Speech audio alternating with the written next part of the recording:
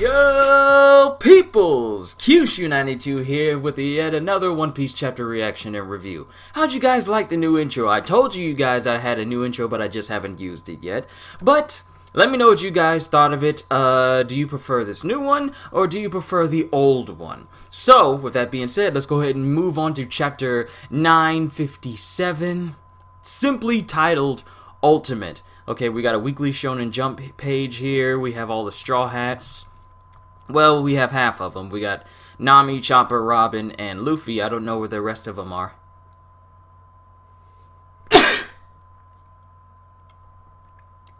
Why do they always build up? It can't just be like tickle, sneeze. It's all about like tickle, poof. I will never understand how that works.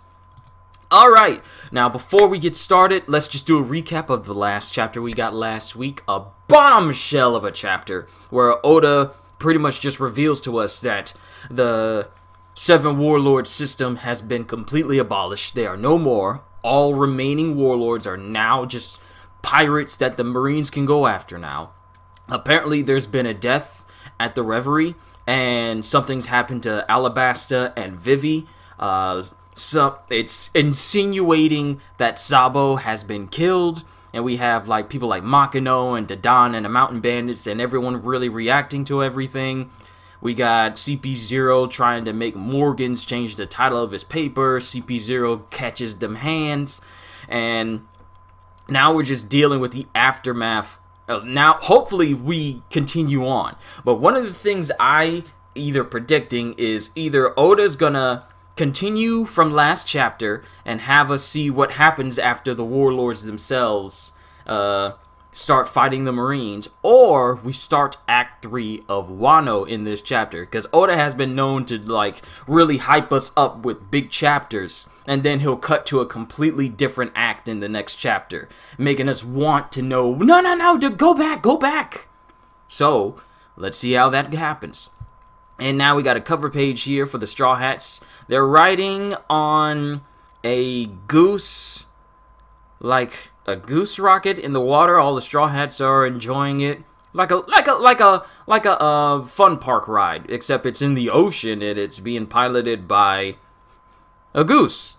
So yeah, all right. Oh snap! We're at Marineford. We're at New World Marine HQ. Okay, chapter 957. Ultimate. As the days of the raid draws closer, on the other side is... Yo! We're continuing with the Marine and World Government side! Thank you, Oda! As the days of the raid draws closer, on the other side is... New World Marine HQ. You must be satisfied, Isho. Oh, snap! Fujitora in the building! Can't even see him yet because we just have like an outside view of Marine HQ. The abolition of the Seven Warlord system was your goal after all. We never saw eye to eye on it, but the kings of the world have spoken. Oh, this is Sakazuki! The abolition of the Seven Warlord system was your goal. After all, we never saw eye to eye on it, but the kings of the world have spoken. You still think the warlords were a necessity, despite all the sacrifices we had to make for their sake. It must be because you've never personally suffered under them. Yo! Isho's just straight up talking to him. And he's not saying anything. But apparently, Fujitora's been in a fight because he's got a bandage over his head, he got a patch on his cheek. Let's put our faith in the SSG going forward. The power balance of the world will definitely be shaken. SSG? I'm sorry, you gonna... Is that what Vegapunk made that made them obsolete? Could the Marines already have this SSG with them against every other warlord? Because I feel like all the Marines that are going up against Mihawk and everyone, I feel like they're not going to survive if they don't have this SSG, whatever it is.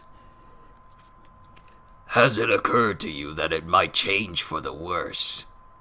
Apparently in Wano, Big Mom and Kaido have formed an alliance. What? Does this mean the rocks have returned? Stop talking like they're some kind of legend. This is reality we're facing here. For this to happen when we're already so busy, what a disaster! Akainu, this is just going, like, I've said this before, but the Marines have been facing embarrassment after setback after just all ordinary bad days, ever since Akainu became the new fleet admiral. 2 of the Emperor's allied? And it just had to be now of all times.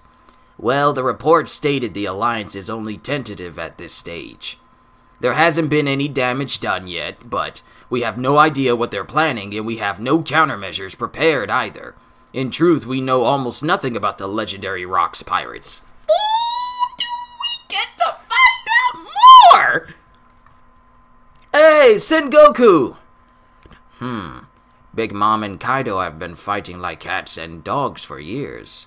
No one could have foreseen this. Very few Marines are familiar with the name Rocks nowadays. Many years ago, on the Pirates Island Beehive, many significant individuals came together to seek a quick path to fame and fortune. That meeting led to the formation of the Rocks Pirates.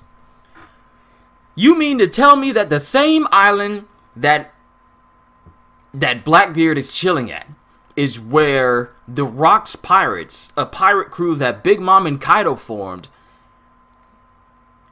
that's it? They were a violent group, killing both friend and foe alike. Oh, so they were basically a crew of Kenpachis. Its members included Whitebeard, Big Mom, and Kaido. In their youth, they were led by their captain, Rocks. What? Whitebeard, Big Mom, and Kaido were in the same crew, led by their captain, Rocks. What? I just thought that Big Mom and Kaido were just part of a crew, but not all previous Yonko. And everyone just lost their minds, including me. Indeed, those 3 used to sail on the same ship. Unbelievable! Many others who sailed under Rocks also eventually made a name for themselves, such as the Golden Lion, the Silver Axe, Captain John, Uchoku. Okay, Golden Lion Shiki?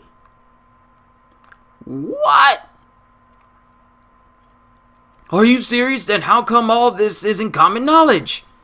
And Ochoku, known as Wang Shi in Chinese, was a real Chinese pirate lord from the 16th century. Well, one reason is that most of the members couldn't stand each other, so they downplayed their exploits as a group.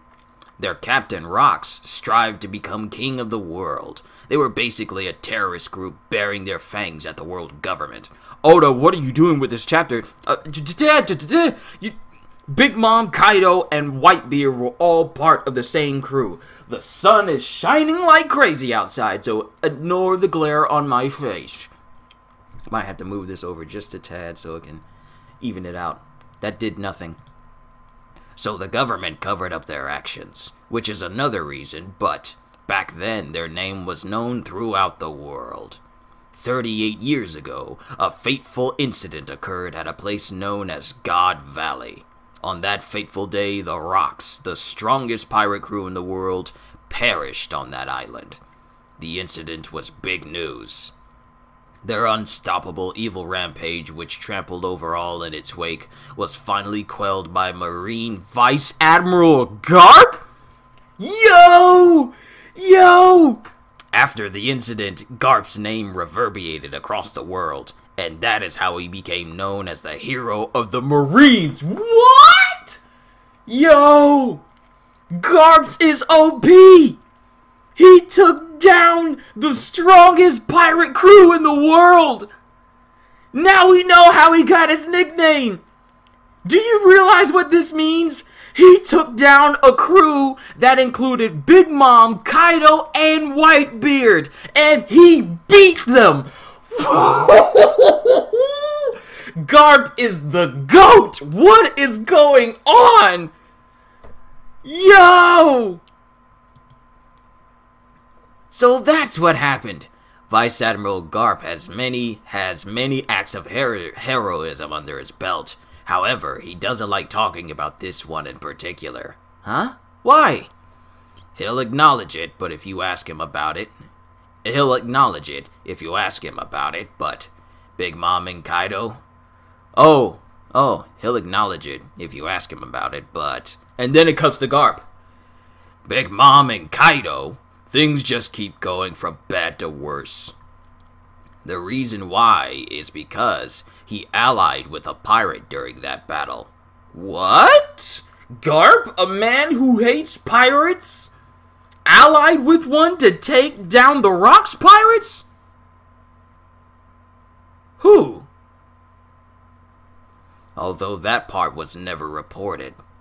A pirate? There was another reason, though. He had to protect the Celestial Dragons during that mission. Huh? The Celestial Dragons were involved?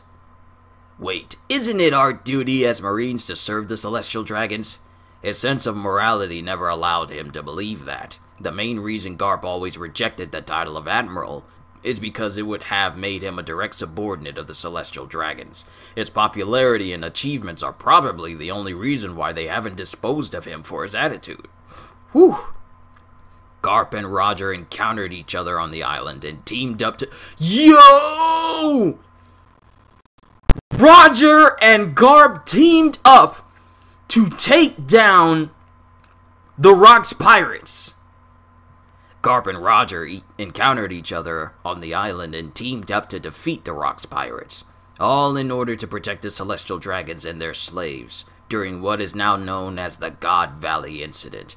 Yo, this is only page 10. What is going on? He fought alongside the Pirate King.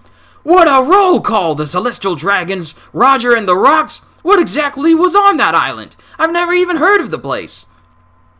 The island of God Valley is no longer drawn on the maps of the world. The truth of the matter is, after the incident, God Valley disappeared without a trace. Huh? An island that the world government wanted to hide was wiped from the history books. Kinda like the level 6 inmates of Ventbill Down. Do you really want to know more about an island like that? And no one says anything. Rox's ambition to become the king of the world meant he was involved with many of this world's taboo subjects. That's why there isn't much information on the Rocks pirates anymore. However, I am sure that those memories are lying dormant in the mind of the more veteran Marines. Even though it's all in the past, it seems unbelievable that there was a man capable of leading 3 of the 4 emperors. He was probably Roger's first and most formidable rival. He may have been known throughout the world as Captain Rocks, but his true name was Rox D. Zebek. I really hope I said Zebek right, but this dude was a D. His true name was Rox D. Zebek. He may no longer be amongst us, but he is one of the few with the initial D who have appeared from time to time. When are we going to learn more about what the D means?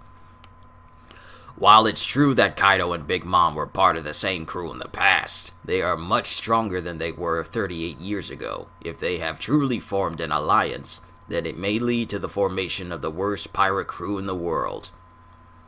Branu, what are their current bounties? Ah, yes. I was working on updating the bounties of those who have been stripped of their warlord status. Yo! We gonna find out the bounty of Mihawk? Finally? Out of all the warlords, we have no idea what his bounty is. I was just working on updating the bounties of those who have been stripped of their warlord status. So we may as well review these bounties as well. First, the man who became an emperor 1 year ago, Blackbeard. Yo! We're gonna find out his bounty! I'm excited. Let's find out. As a result of his attack on Impel Down 2 years ago, he was able to recruit very powerful subordinates. He is the current ruler of the Pirates Island Beehive. His influence is constantly expanding, and he's slowly overtaking Whitebeard as a force to be reckoned with. The Admiral of the Blackbeard Pirates, Marshal D. Teach. I haven't even scrolled down the page to see the bounty. bounty, 2,247,600,000. Yo, Blackbeard now has the biggest bounty in the series. And everyone's shocked at it. The next emperor we should discuss is this man. He was first recognized as an emperor 6 years ago and is the youngest of the four. His subordinates trust him greatly. Are we about to find out Shanks' bounty? His subordinates trust him greatly. His executives are all big names. Beckman, Rue, and Yassop. Boasting high bounties across the board, they are a well-balanced and impregnable crew. The captain of the red-hair pirates. Red hair? Are we finding out every single bounty of all the Yonkos now? The captain of the I'm sorry, I'm just stammering because we're finding out their bounties. The captain of the red-hair pirates, red-haired Shanks, with a bounty of 4,048,900,000. Blackbeard, you got some work to do, Blackbeard. Because Shanks' bounty is twice the size of Blackbeard's. What is this chapter? Oda, thank you.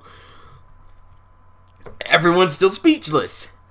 Moving on, we have the natural-born destroyer, who is said to have wiped out a village on the island of giants, Elbaf, when she... We are finding out all the bounties of every Yonko. Who is said to have wiped out a village on the island of giants, Elbaf, when she was a mere child. Refusing to trust anyone other than her own bloodline, she founded the country of Totland, ruling over it with her 85 children. Golly. She is the queen of the kingdom of sweets. The captain of the Big Mom Pirates, Charlotte Linlin. Every bounty keeps surpassing the previous one. Blackbeard has the lowest bounty. Shanks has the second, and has the third. I'll go through it a little bit. This whole thing is just messing me up right now. Charlotte Linlin with a bounty of 4,388,000,000.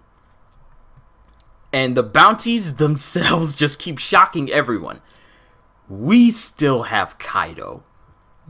And last but not least is this man. Although he was only an apprentice when he was with the Rocks Pirates, he was able to rally many infamous pirates to his banner thanks to his sheer strength, and became an emperor in the process. You know who else became a high-end name in terms of sheer strength? This is some Dark Souls lore. In Dark Souls 3,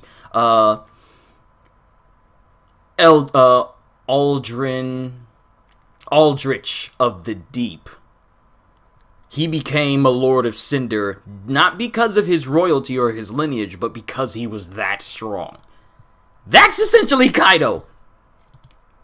The Governor General of the Beast Pirates, Kaido of the Beast, with a bounty of 4,611,100,000. Okay, Kaido, out of all Yonko, has the highest bounty. And now, since it's posted, he now has the highest bounty of everyone in the series so thus far. How depressing. This chapter. Why? From here on out, we can no longer use the 7 warlords as a weapon against the 4 emperors. We'll have to see how the SSG from the Marine Special Science Force performs. What is this SSG? We have to see how the SSG from the Marine Special Science Force performs. I wanted to say that whole thing through without messing it up. Before we can determine whether removal of this poison from our ranks was a wise decision. On a related note, these are the bounties on the legends of the previous era. Oh, are we gonna find out? Let's just go through. The captain of the Whitebeard Pirates, Edward Newgate, with a bounty of 5 billion. Kaido, never mind. We get to find out Whitebeard's bounty.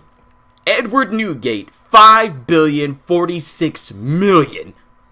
And I haven't even scrolled down the page. And they have Roger's bounty.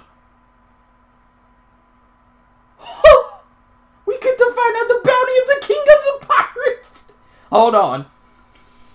I need to compose myself. The sun is shining in my face. It is hyping me so much right now. The captain of the Roger Pirates, the Pirate King, Gold Roger, with a bounty of 5,564,800,000. Roger! The late Gold D. Roger has the highest bounty in the series. Kaido, I was hyping up Blackbeard because he has such a high bounty. Then I was hyping up Shanks because I thought he had one. Then we have Big Mom. Then we have Kaido. Then we have Whitebeard. And now we got Roger with a bounty of 5 billion. No single pirate has ever surpassed the bounties of these two. However, if Kaido and Big Mom's alliance comes to fruition, their combined bounty will exceed them both.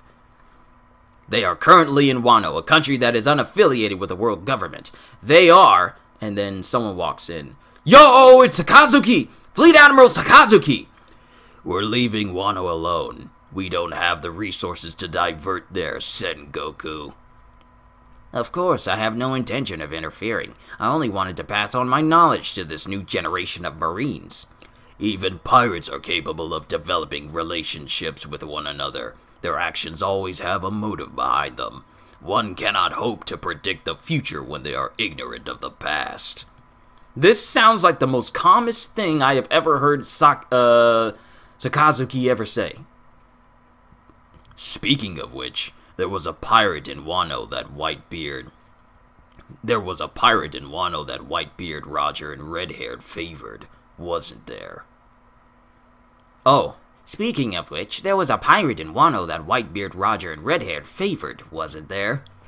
Do you mean Kozuki Odin? He used to be a division commander on Whitebeard's ship.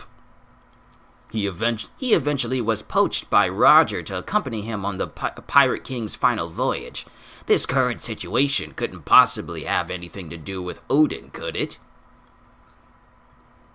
Well, doesn't it seem like Wano is a common factor for all these big shots? It's a bit too much of a coincidence, don't you think, Sakazuki? What exactly is going on with Wano and Odin? Chapter 957 end. My goodness gracious! And that is the end of the chapter. Wow, so much has been revealed. The bounties of every Yonko and the previous, now deceased Yonko of Whitebeard and Roger, with bounties so high that the previous Yonko was never able to reach that level, though it does not speak on their level of skills in any way. But we now have a new bounty, and I thought that Katakuri and Luffy had like really big bounties in 1 billion marks. But now that we see the bounties of the Yonko themselves, it just puts into perspective like, hey, these pirates may be something, but these Yonko are on a completely different level. And their bounties start in the 4 billion range, and Whitebeard and Roger are the only ones who are able to reach in the 5 billion. But let's just discuss how we got more information of the Rocks Pirates. His name was Rox D. Xebec. It's spelled Xebec. So if I'm not saying Xebec right, or if I'm not even saying it right in general, please someone get my just write down what the pronunciation is so I can say it right next time.